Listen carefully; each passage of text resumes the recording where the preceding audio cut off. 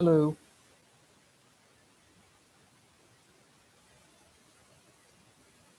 Hi, Hello. Irfan. Am I audible? Hi. Hi, Shashi. Hi. Oh,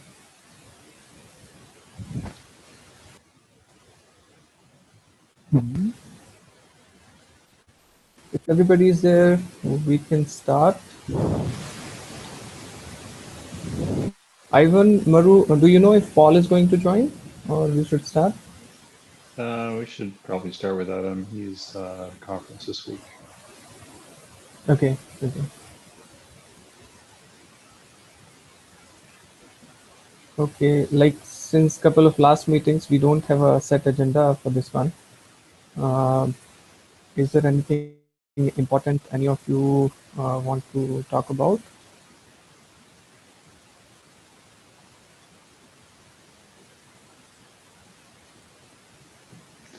I'm not sure there's much from our side. Might be that we should maybe consider deciding beforehand if we don't have agenda, if we cancel instead of getting everybody together and then finding out nothing to talk about. Yeah, that makes sense. What you're saying is certainly. So next time onwards, what I can do is probably post in say a question kind of a thing to set up an agenda in Slack, and if there is nothing which we want to talk about, we can probably cancel that particular day's meeting. Yeah, for today, we can maybe take an introduction of Liu. Hi, Liu. yeah. So That we this should is call you. That's your first name, or this is Gong Liu from IBM, and I think that this is the second time I joined this meeting, and I'm from IBM. okay, okay. Thank you very much for rescheduling this to China-friendly time. Yeah, appreciate it. Okay, no problem. Yeah. Mauro, so yeah. Yeah, go ahead. You wanted to say something? Yeah, so currently I think that I have two PRs that want to get reviewed. And the first one that I want to upgrade the Kubernetes to the 1.0 version, because I found that the Kubernetes have just released the G version in last day. So I have just update my PR to make it to be to make that the Federation V2 is now depending on the Kubernetes 1.0. Okay. And I hope that I can get some review comment there. And another thing that for the PR of Android, I think that we already have many discussion there, and I'm not sure if we can merge the PR first, and I can create some follow-up PRs to address the comment there. I know that we have some comments like we want to improve the error handling cases, and also may want some refactor to for both drawn and undrawn, so that they can learn some common utilities, etc. And we may also need to update the document to tell the customer we have the new command of undrawn to enable the customer can easily to manage how to draw and undrawn cluster into the federation control panel. Yeah.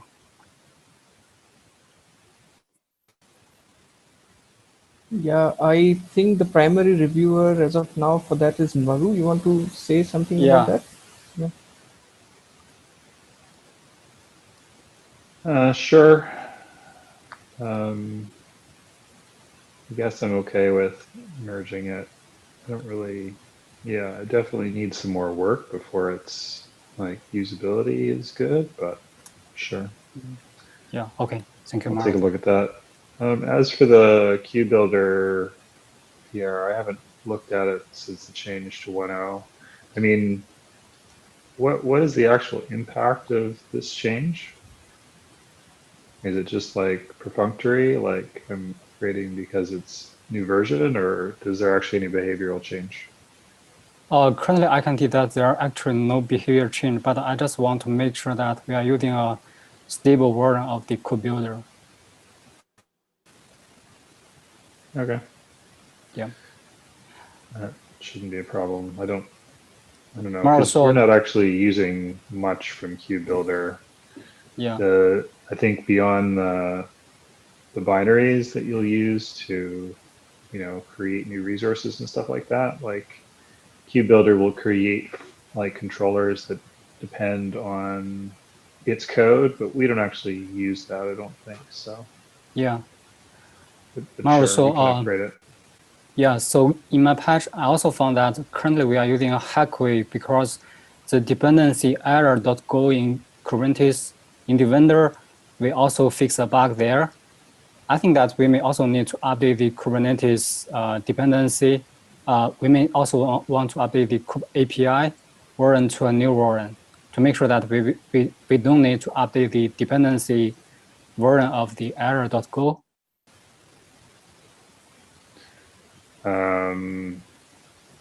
Is this the Azure thing or is this something else? Yeah, it's the same thing. I think that perhaps let me I post think a that link when in. I made that fix, there was not actually a released version of Yeah, Kubernetes that included that. So yeah, we can right. probably pull something in, but I mean, that comes from KubeBuilder. Does KubeBuilder not, like, is it depend on the right dependency so we can update deps and have it pull in the right thing? Yeah, so currently I found that the Kubernetes already released the 1.11 version. So I think that maybe we can upgrade the API to the latest version. And also I found that, What version yeah. is KubeBuilder using? Because that's the reason we're using an old version. It's not because we're choosing to use that. It's because KubeBuilder is choosing to use that. Oh yeah, I see. Yeah, so maybe I think that after we upgrade the Kubernetes to 1.0 version, I will check. Yeah, I will check which version shall we use.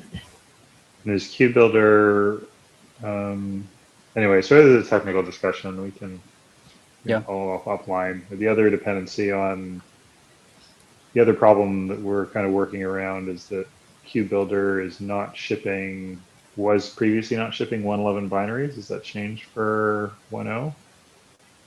Yeah. So they are shipping 1.11. We can remove the hack in the download binary script. No, I'm Yeah. not sure about that yet, Maru. I think we need to Okay. check about it. So, are you saying that Cube Builder now is shipping 1.11 Kubernetes binaries? No, I didn't check that part, Okay, but yeah, I think we need to yeah. confirm that. Yeah. Yeah. Okay. Great. So, yeah, I would also fret much on upgrading to a newer or the latest version of Cube Builder. Only, I mean, give it more priority if it actually updates the version of Kubernetes that it is shipping to 1.11 or something more. Otherwise, I'm not sure if it's like changing anything much for us. So you suggest waiting until we do get 1.11? Yeah, I mean, I'm not very particular like it gets merged or not, but yeah, you get Okay. my point. So, So maybe just further exploration. We can comment on the PR and just do some Yeah. homework on whether we get what the upgraded version we need. yeah, Sure. Okay. I have two other points which yeah, go ahead, Maruk, before that if you want to talk No, go about ahead. something.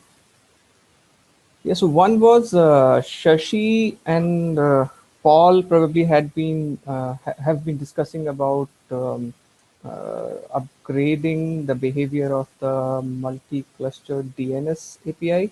Like last meeting, we had some talk about moving the functionality out of this repo or moving all the functionality inside repo. So Shashi has done some updates. Shashi, you want to give some preview of what you are doing or what you have completed? I saw that you have raised one PR. Yeah, more or less I've summarized that in the PR actually. So instead of bringing that repo under the umbrella of this Federation V2, Instead, maybe, yeah, that depends on the decision. Like, okay, how do we want the code structure to be maintained? Like in multiple repos or in a single repo, and then be more modular, that kind of decisions. I think this feature as such, I don't think it requires another repo as such. The only original reason why I maintained another repo was because of the DNS provider library.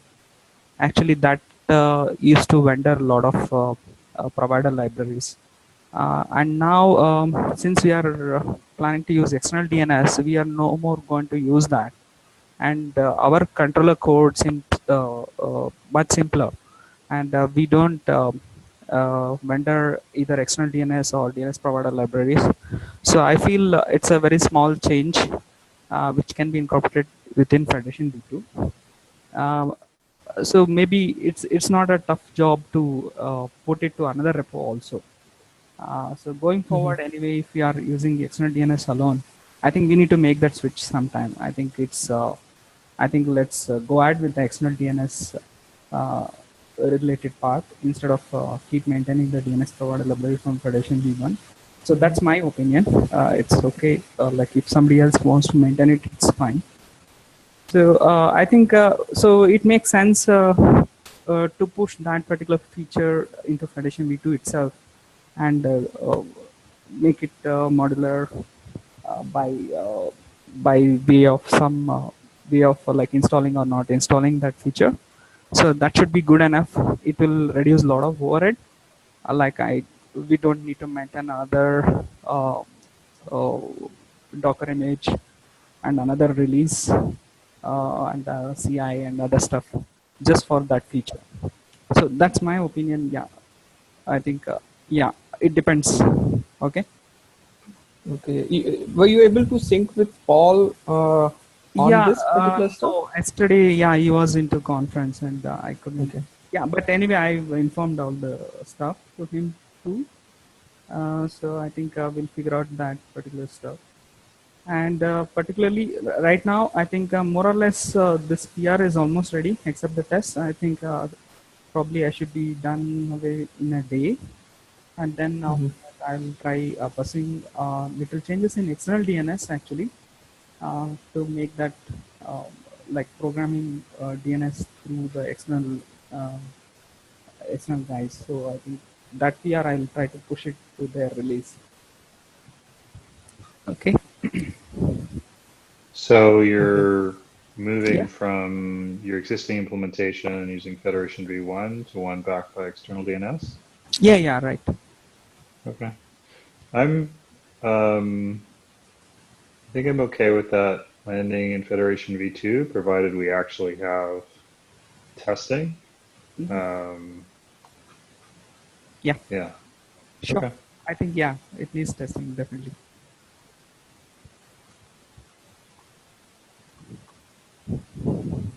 Okay. Liu, I just saw that you have updated that you are working on the Federation read and query uh, issue. I suggest you provide a small write-up as what you are thinking of doing before actually going ahead and writing code, because this has been discussed a lot earlier, and in Federation V1, the way it was implemented, I don't think that kind of implementation makes much sense when we talk about Federation V2. Like Yeah.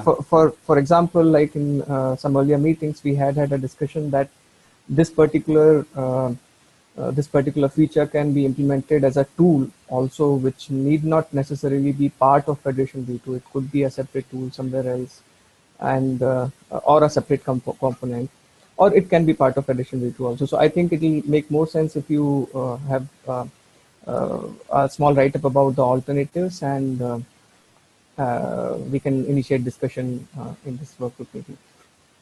Yeah, right. Would And yeah, Alex, please go ahead.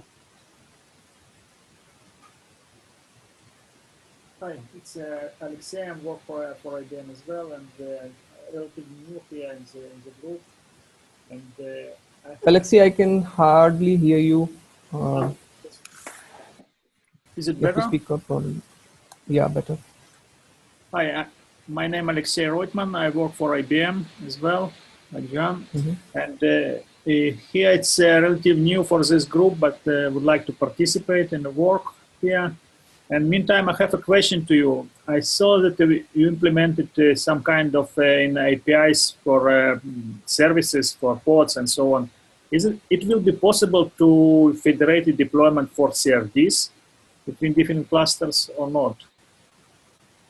Yes, I believe that is possible. Sorry, federate deployment of CRDs? I'm a little bit confused by what that means. I think he's asking federate CRDs. Just CRDs. So I was thinking about, you're talking about like creating a CRD that is then propagated, like you're talking about the CRD or instances of the CRD? If that Instance distinction of, makes sense. yeah, of course, instance of CRD, yes. So the CRD will be defined in all clusters, and then you just want to be able to, yeah, that is possible. Okay, yeah, thank you. Yeah, because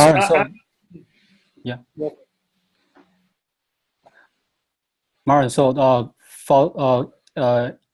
if we want to create a new CRD and want to propagate it to different clusters, I think that we only need to use the command of a kube builder to build a new resource tab and then update the controller. And then I think that it should work. It's not really a matter of defining things with kube builder if you don't want to. I mean, that is one way to do it. The primary benefit is that kube builder will then generate client informers and that kind of thing. However, the propagation mechanism that exists today doesn't require code. So it's possible to create a CRD in the host cluster, create that CRD in all the member clusters. Then there's some configuration involved. Like you can create a CRD for the template and for the placement of the resource. Yeah. And then you can create a federated type config that refers to the CRD you're targeting, the template CRD, and the placement CRD. So essentially, all you're doing is creating CRDs, and then propagation can work. There's actually no need to use kube builder to generate any code. You can, I'm just saying it's not a requirement.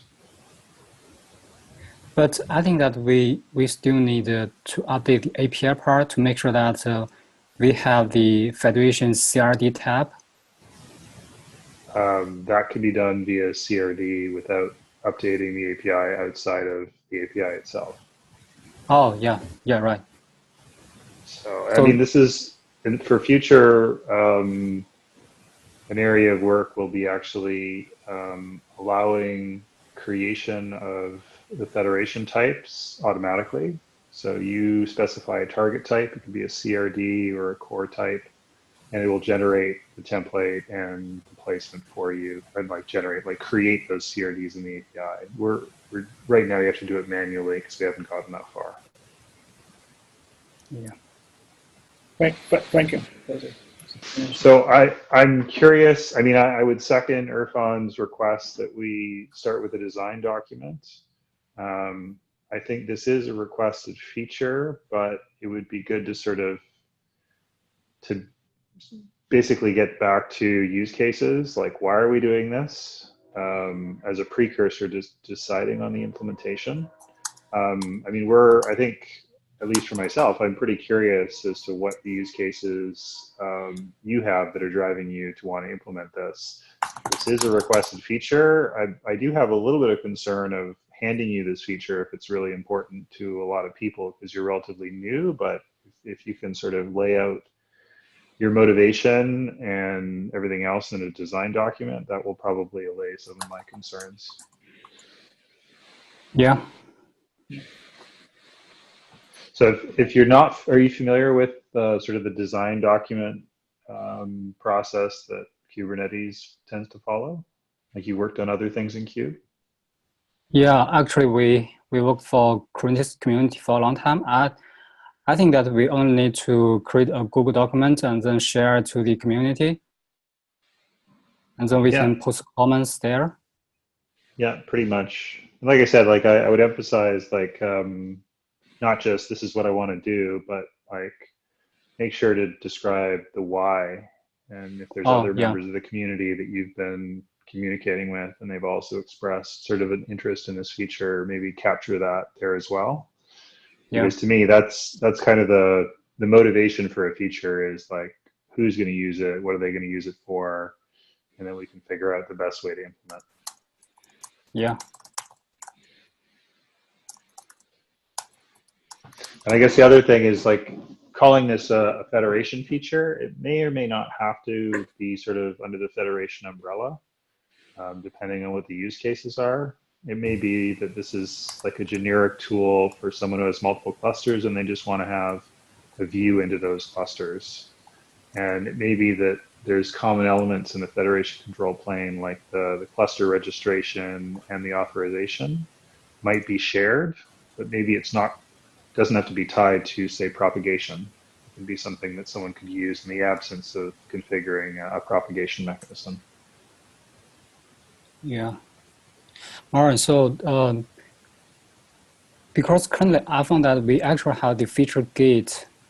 So I'm just wondering, is it possible that we create a new feature gate in Federation V2 and still put the Federation read under the Federation V2 repo? I guess my suggestion is that we would need more information before we Oh, decided that this belonged yeah, in Federation. Like it might be yeah, something that could be deployed in parallel, like in the same cluster, if that was something that people wanted both Federation and read access to multiple clusters. But yeah, maybe a user would just want, access to multiple clusters and they don't want Federation. So, but it would really depend on the use cases involved. So yeah, sure. I look forward to seeing that. Okay.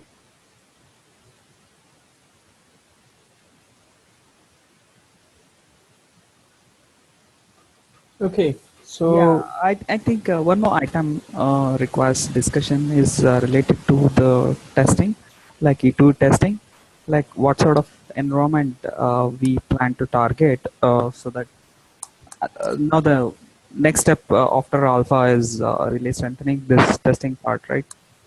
So I think we I think should add more test cases and maybe uh, real E2 test cases. so. I mean, we have real E2E test cases. It's just a matter of getting the right environment. And Yeah, right. Ivan can probably speak of the work he's been doing to enable that in CI. Hmm. Cool. Yeah, there's a PR open if anybody would like to review it. But I've been doing some work to get a Minikube cluster working in the Travis environment. So that's pretty much working for one cluster. Travis does have limitations where you can't have nested virtualization using their VM environment, and they don't have any plans to support that. So it requires using Minikube without a VM driver, so passing VM driver none, and that basically hosts a Kubernetes cluster on the host itself using straight Docker containers. And so that's working with one cluster, but it does not work with multiple clusters. So we can get the changes introduced in that PR, modify the test a little bit so that we rely on running integration and E2E test in the same pre-commit job. But we'll run the regular integration test, and then we no longer run the managed E2E, which was basically the same thing as the integration test, and now it runs the unmanaged E2E against that single Minikube cluster. And that does rely on an experimental feature in Travis to request an Ubuntu 16.04 distribution release. It's called Xennial, but it's not actually documented. It's there were some hits online. There were some hints on the internet that suggested that was potentially supported, or they're going to eventually support it later this year. It was more of a trial and error, and it looks like it's working. So if you request the Xennial distribution, you'll actually get one. So as long as Travis continues to support that, this mechanism will work. In the meantime, I have explored some of the Kube ADM Docker and Docker cluster features. There was a recent PR that was merged that enables a multi-cluster environment setup where you can that's cool. Yeah, where you can define some environment variables to provide like a prefix to the container names that it launches, so it doesn't clash with the original cluster that you create, along with like a subnet for that other cluster to use, so it doesn't clash with the original, and it's just some things like that. So it's possible we can use that. I haven't explored too much there yet. Still looking at potentially taking on just a different Federation feature, but in the meantime, I've just explored some of that. Okay. So yeah, actually, why I came to this was like we spent a lot of wasted time in trying to implement multiple cluster-based infrastructure. I think none in the community are interested in that kind of a scenario, and only we need to struggle actually to bring up such a infrastructure. I think it is definitely hard to implement and then keep maintaining that. So I think most of our test cases, like 80%, should solve within a single cluster.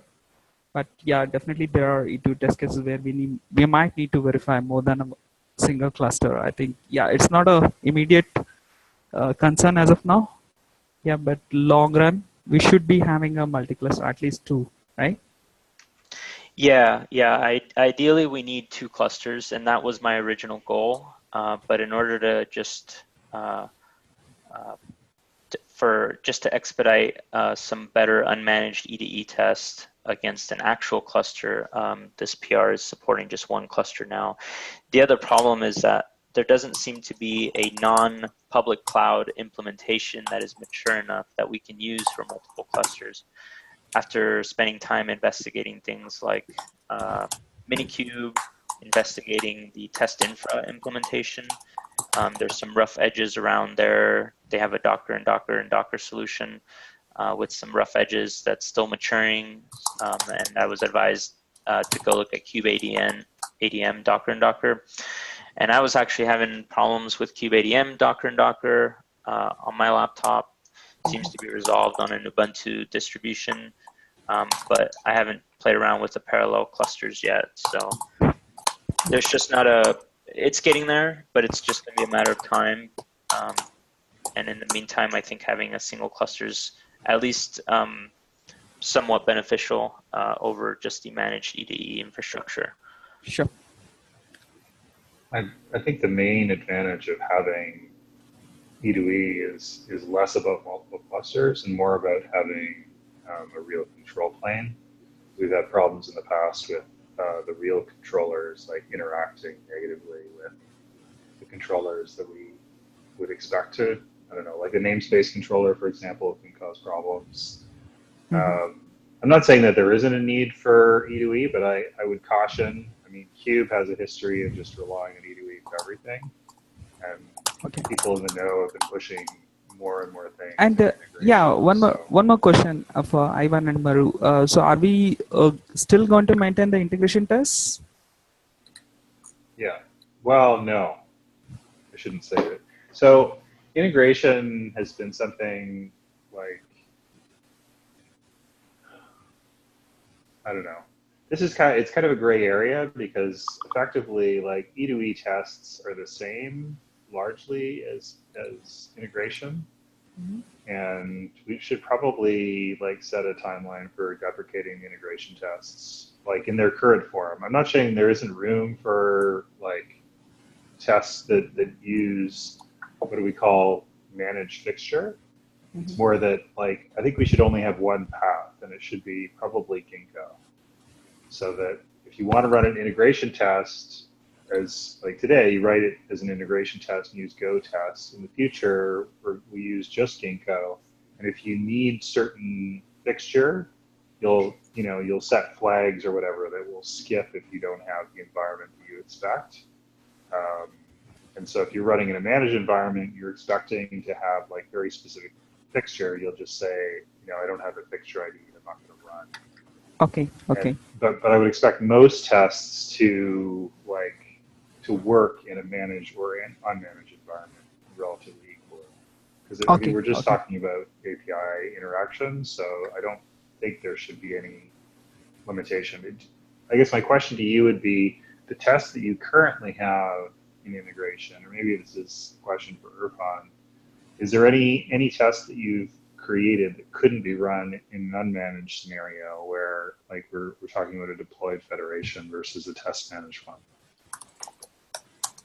Yeah, in my scenarios, the tests which, there are actually tests which actually need a running cluster.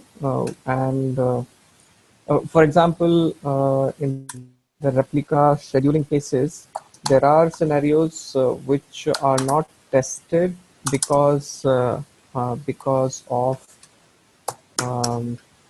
okay, so there are scenarios like a pod of a given deployment could be healthy or unhealthy in a particular cluster, and a cluster which does not have healthy pods, or which keeps the pods in unhealthy state for a long time, those are supposed to be moved to a cluster where the pods could be scheduled properly. So this is not possible to test in integration. But none of what you're describing suggests the need for a real cluster.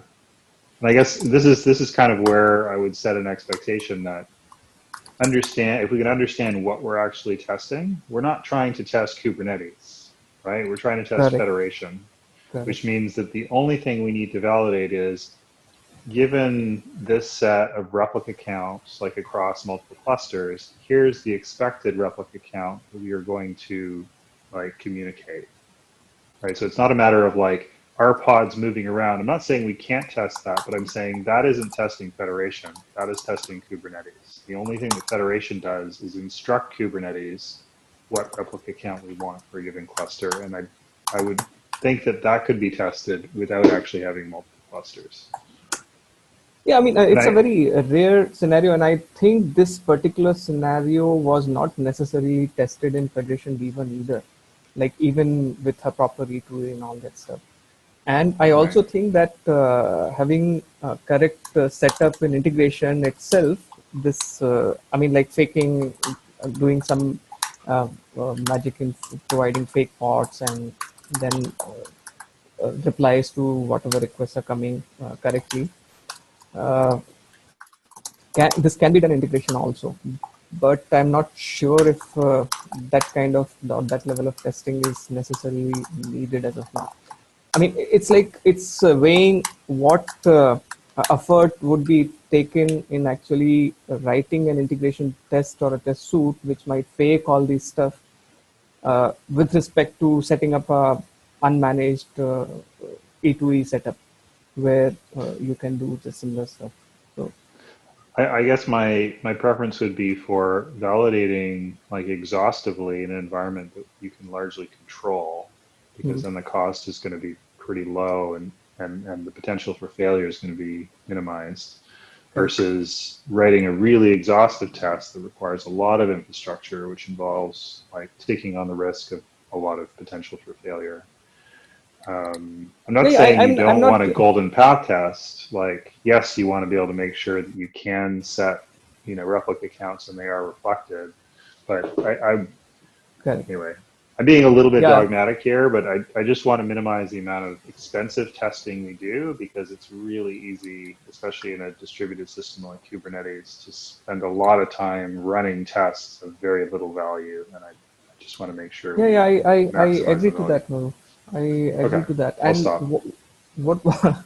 I agree to what you're saying, and I am also not emphasizing that we necessarily need to have E2E tests right now.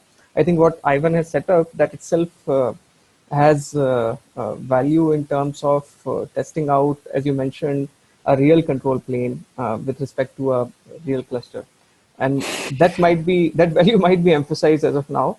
But having a expensive setup which has multiple clusters and all that, I don't really see any great value being brought in right now. Maybe Yeah, when we are at beta or when we are really releasing it out there, at that point of time, that kind of setup might be useful or might be able to give us signals that, yeah, this is really usable in real yeah. clusters and that kind of stuff. But I don't I'm not suggesting necessarily we don't see want any. it. I'm just saying, like, I don't really want to have to depend on that as our primary means of testing. I'm hoping that it can double check the utility of the cheaper tests.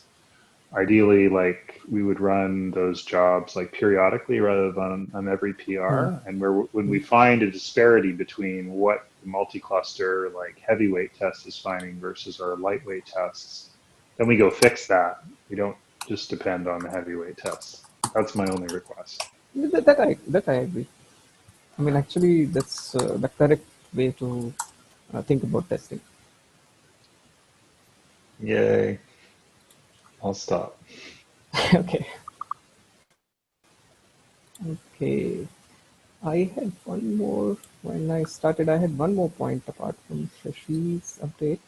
Yeah, so last meeting or last to last meeting, we actually did list down a couple of items saying that these might be possible future items that we might need to think about or prioritize them. So I think we can keep aside them half an hour's time with some homework, like everybody goes through that list and maybe prioritize it properly. We did that exercise in one meeting. I think that was not completely effective. So what we can do is out of that whole list, probably 5 of the most high priority things we commonly think we need to address as the next. That is when, and that is what we start as the next item and distribute among us. Does that make sense? Uh, I think I lost that thread. Can you TLDR that? Okay, so last meeting, I think Quinton was also there, and what I did was I did list out, say, I can share my screen also just to, uh, yeah, just to give the perspective of what I'm talking about. Yeah, give me a minute, I'll share my screen.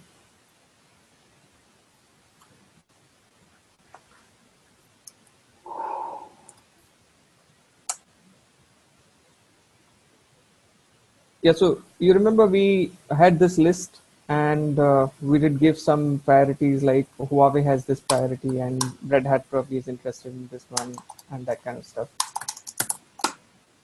I think that this is not concluded or complete. So what I'm requesting is that we go through this list sort of again after the meeting, and then from Red Hat's perspective, what you think are the 5 most priority things that you want to focus or you want the community to focus. They can be listed out, and from Huawei's perspective, I can also list out the same thing, and then we can merge and put it out as this is the list that we probably want to work and ensure that this should be there in the next release or next beta or whatever. You Okay. get So my just point? revisiting the brainstorming of July 16th. Yes, yes. I somehow felt that we did it in a hurry and was not very effective in a single meeting. I would agree. Yeah. My one caveat would be that I like maybe Huawei is in a different position because you've deployed V1 and you have more experience or expectation of where this is going. I Hmm. think from Red Hat side, we really want to see user adoption. We really want to Okay. see people Okay. pick up the alpha, criticize, comment, provide feedback as to what direction, where are we going in the right direction? Where are we having Hmm. gaps? Where are we going in the wrong direction? I think committing to like heavyweight development in the absence of that kind of feedback is a little bit problematic. And so I would focus Hmm. on, from the Red Hat side, I think we'd focus on things that where we have some certainty, like we've fixed deficiencies in the existing capabilities or streamline things so it'll be easier to work with it and evolve it over time, that sort of thing, versus I'm going to do heavyweight feature X that we don't actually have user feedback as it, that it's super important to do. Does that make sense? Yeah, it does make sense. It does make sense what you're saying. But one more thing we need to keep in mind is that if we are committed to this effort, and like we have, say, effort of 5 or 6 or some X number of engineers, we probably would be at a good position if we are able to utilize that effort well, right? Well, but I mean, having engineering resources in the absence of user requirements is like almost more dangerous than anything, because then they can go off and solve problems that may or may not be valuable to the user. And okay. So we have I to guess map the two. I mean, my emphasis would be is like as we move towards beta, like the most important part about alpha is actually getting it into people's hands and getting substantive feedback as to what we're converging on as we move to beta. And if we don't manage to do that, then I'm not sure that, like, what's the qualification for beta? That we've gone through alpha and nobody has said anything about it? To me, that's a failure of the alpha. Yeah. So I agree about that. So, I mean, a line item that we don't have here, these are all technical tasks, I would suggest would be like, find ways to engage, the wider community or interested parties. I mean, I think that there is interest in multi-cluster capabilities out there, and maybe interest has kind of fallen off a little bit during the transition to V2, and we need to sort of try and find ways to find those people and engage them again. Correct.